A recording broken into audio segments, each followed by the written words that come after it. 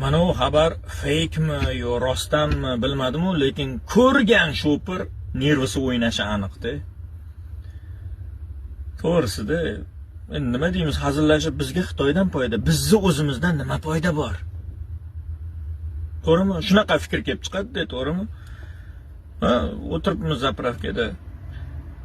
Ertalab soat 9da kelganman, ochilib qolar degan umidda. O'lmagan jondan umid deydi-yu, chiqmagan jondan umid. Navoiy soat 3:30 bo'ldi, hali ochilgan yo'q. Men Chirchiqda zapravkada turibman. Chirchiq atrofida hech qaysi zapravka ishlayotgan yo'q.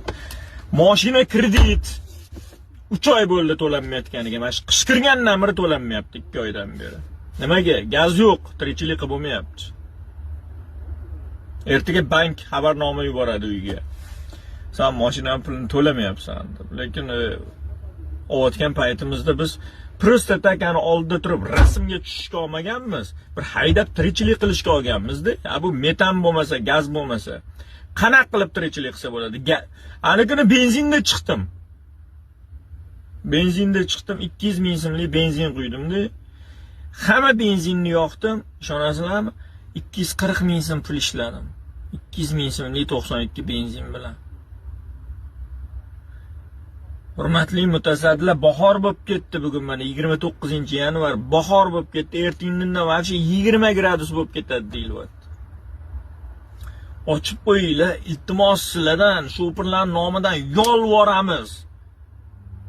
Ochib qo'yinglar, qisqartirilgan variantda bo'lsa ham, rejimda bo'lsa ham ochib qo'yinglar, mayli kechasi bilan ochirtda turib gaz olib, kunduz ishlaylik, mayli uyga bormasak ham mayli.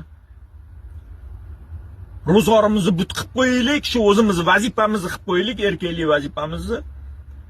Gap ochiq, uyda non qolmadi. To'g'risi.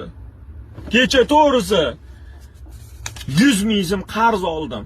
Gaz to'ldiraman xudo xolisa bugun deb. Hech narsa yemasdan o'tiribman ertalab 9da chiqib. Ko'zimizni ochsak gruppaga kiradigan bo'lib qolamiz. Ana shopirlarning o'zini gruppalari bo'ladi, yaxshi ham bor. Ko'zimizni ochsak gruppaga kiradigan bo'lib qolamiz. Qayerda gaz ochilibdi ekan? Qat'iy gaz ishlayapti ekan?